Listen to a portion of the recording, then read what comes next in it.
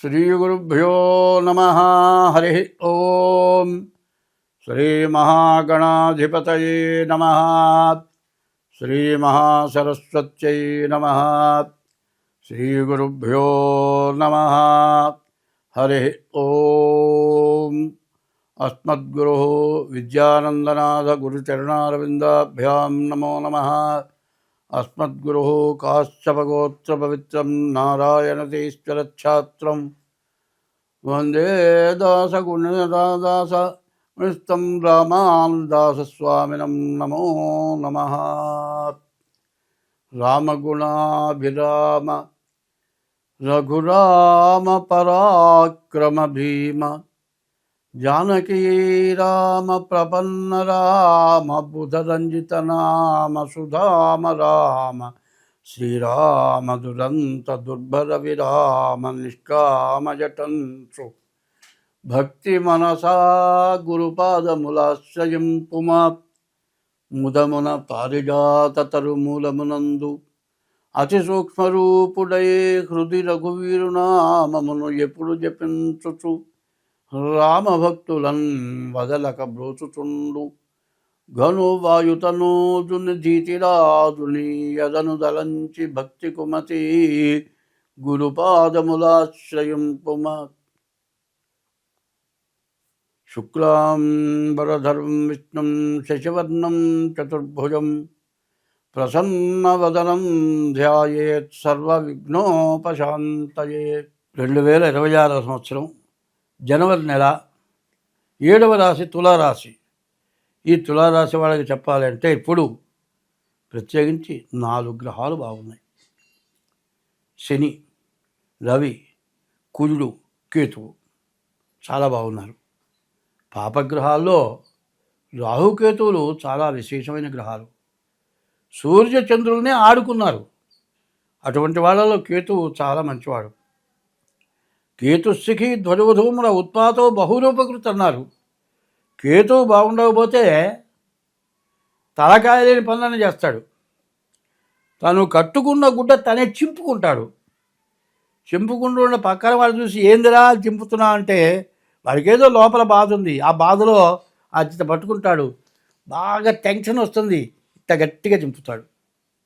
వాడు చింపాలని చింపాడా చింపదా, వాడి బాధ అటువంటిది. వాడు ఏం చేస్తున్నాడో వాడికే తెలియటల్లా. కేతువు బాగుండకపోతే అట్లా ఉంటుంది. కేతువు బాగుంటే ఇప్పుడు కంచి కామకోటి పీఠాధిపతి చంద్రశేఖరేంద్ర సరస్వతి స్వామివారు ఉన్నారు. ఆయన కేతువు బాగున్నాడు. కేతువు బాగుంటే నడిచే దేవుడైనాడు. ఆయన ఎప్పుడు ఏ బండి, ఏ లారీ, ఏ వాహనం, ఏ కారు, ఏ 2 వీలర్ కూడా ఎక్కల, నడిచాడు. శిష్యులు పల్లకి మోస్తే తిరిగాడు. ప్రపంచంలో భారతదేశం మొత్తం ఆయన తిరగని ఊరు లేదు, నడిచే తిరిగాడు. నడిచే దేవుడు అన్నారు. జరిగింది, జరుగుతున్నది, జరగబోయేది కూడా చెప్పాడు. మరి ఆయన పుణ్యమే మాకు ఈ వాక్యం ఇవ్వడానికి భగవంతుడు. ఆయన చెప్పిన మంత్రానుష్ఠానాలే మాకు ఈ రోజున బతకడానికి మార్గం ఇచ్చాడు. ఆయన ప్రతి వాళ్ళకి ఏదో ఒకటి చెబుతాడు. ఆయన ఒకప్పుడు చెప్పాడు, ఆయన చూడటానికి కొన్ని వేల మంది వచ్చారు. ఆయన స్టేజీ మీద కూర్చుంటే చూడటానికి అవకాశం లేదు. ఆయన ఏం చేశారు, ఒక మేడ మీదకి ఎక్కించారు. ఆ పిట్టగోడ దగ్గర నుంచుంటే జనమంతా చూస్తున్నారు. ఆయన అనుకున్నాడు, ఏముంది నా దగ్గర, నేను సన్యాసిని, నా కాషా గుడ్డలు తప్పితే ఏమున్నాయి, నా వంటి మీద బంగారం ఉందా, దేనికి వచ్చారు వీళ్ళు అని ఆలోచించాయా. నా కోసం వచ్చారు కదా, నా కోసం ఒక్క దానం చేస్తారా అని అడిగాడు. ఏం దానం చేయాలయ్యా, ఏం చేయమంటావు దానం అని అడిగితే, ఇప్పుడు 4:21 అనుకోండి. ఇట్లాంటి టైంలో ఆయన అడిగాడు. నాకు ఇక్కడి నుంచి ఇప్పుడు 4:21 అనుకోండి, ఒక 10 నిమిషాలు, 4:31 ప్రతిరోజు ఈ టైంలో ఒక్క 10 నిమిషాలు నీ ఇష్ట దేవుడు, యేసుక్రీస్తు అయితే క్రిస్టియన్ మతం, క్రీస్తుని తలుచుకో. ముస్లిం అయితే అల్లాను తలుచుకో. హిందువు అయితే నీ ఇష్టదైవం, నీ రాముడినో, శివుడినో, కృష్ణుడినో, అమ్మవారినో ఒక 10 నిమిషాలు ఆ స్మరణ 10 నిమిషాలు చెయ్యి. అంటే ఆయన చెప్పింది ప్రపంచంలో జనం చాలామంది అవలంబించారు. ఆయన ఉపదేశమే రోజు 2 గంటలు నేను చేస్తాను. మరి ఆయన లేరు, ఆయన లేకపోయినా పిలిస్తే పలికే దేవుడు ఆయన. అటువంటి పెద్దవాళ్ళు చెప్పినటువంటి మాటలు ఇవాళ మేము చెప్పగలుగుతున్నాం. మరి ఈ తులారాశి పరిస్థితి, రవి కుజుడు బాగున్నారు, ఆస్తులు కొనుక్కుంటారే బాగుంది, మీకు మంచి జ్ఞానం ఉంది, ఎవరితోనైనా మాట్లాడి మీకు కావాల్సింది మీరు చేసుకోగలుగుతారు. శని బాగున్నాడు, నీకు వాహనాలు కొనుక్కోవాలంటే కొనుక్కోగలుగుతారు. కేతువు బాగున్నాడు, మీ మాట చలామణి అవుతుంది.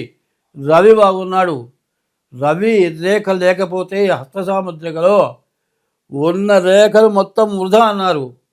మనిషికి పేరు తెచ్చేది, కీర్తి తెచ్చేది, 10 మందిలో ఒక మనిషిగా నిలబెట్టేవాడు రవి.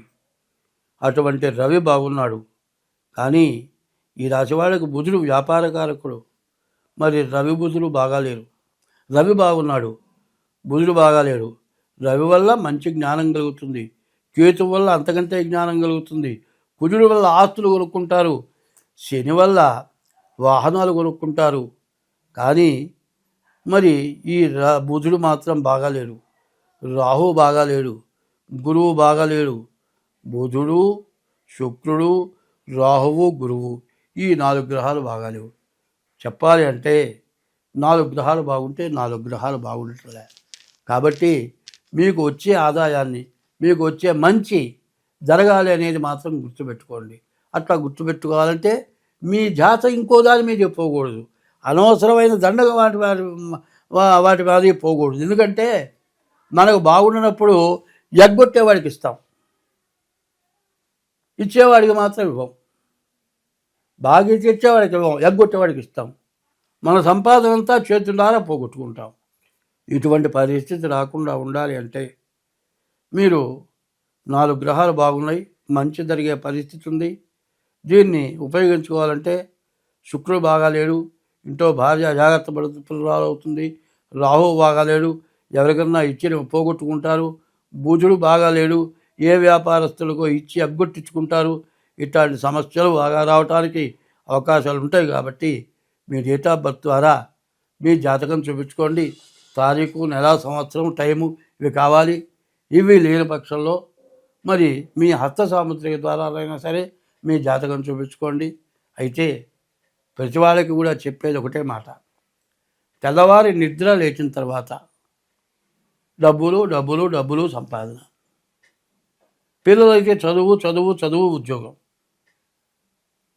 పెద్దవాళ్ళైతే ఏదో వృత్తి చేసి సంపాదించడం, పిల్లలైతే ఎంతో కష్టమైన చదువు చదవటం. అంతా ఎట్లా ఉందంటే ఒక స్విచ్ వేస్తే ఫ్యాన్ రెక్కలు తిరిగినట్లు మనిషి తిరుగుతున్నాడు. శాంతి లేదు, మనస్సుకి ప్రశాంతత అసలు లేదు. ఇట్లా జరగడానికి కారణం ఏమిటి? శాంతి, ప్రశాంతత, మనిషికి మంచి ఆలోచన కలగాలి అంటే ఇష్టదైవాన్ని పూజించక తప్పదు, తల్లిదండ్రులకు అన్నం పెట్టక తప్పదు, భార్యని హింస పెట్టకూడదు. ఇంటికి లక్ష్మి భార్య, కలకంటి కంట కన్నీరులికిన సిరి ఇంత నిలవనేరదు సుమతి అని ఉంది. పెళ్ళాన్ని కొడితే తిరిగి కొట్టలేదు. అయితే కొట్టేవాళ్ళు ఉన్నారు, అయితే నీ కర్మను బట్టి జరుగుతుంది.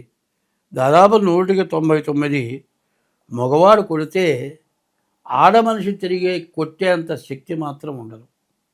కాబట్టి ఎప్పుడు కూడా భార్యను హింస పెట్టకూడదు, తల్లిదండ్రుల్ని బాధించి వృద్ధాశ్రమాలకి పంపకూడదు. వాళ్ళని పంపి భార్యను హింస పెట్టిన వాడు ఎవ్వడు బాగుపడటం లేదు. వృద్ధాశ్రమాలు లేకుండా పోవాలంటే ప్రభుత్వం మాత్రం భార్యను హింస పెట్టిన వాళ్ళకి, తల్లిదండ్రులకు అన్నం పెట్టిన వాళ్ళకి పూర్తి ఒక దానికి తగినటువంటి కోర్టులో ఒక సెక్షన్ పెట్టి పాస్ చేసి తల్లిదండ్రులకు అన్నం పెట్టిన తర్వాతే, భార్యకు అన్నం పెట్టిన తర్వాతే మిగతా వాళ్ళు బతకాలి అనేటువంటి ఒక శిక్ష వేసే పరిస్థితి రావాలి. అది లేకపోతే వృద్ధాశ్రమాలు, అనాథ శరణాలయాలు పెరిగిపోతాయి. కాబట్టి ఇది జాగ్రత్త పడటం అవసరం. స్వస్తి.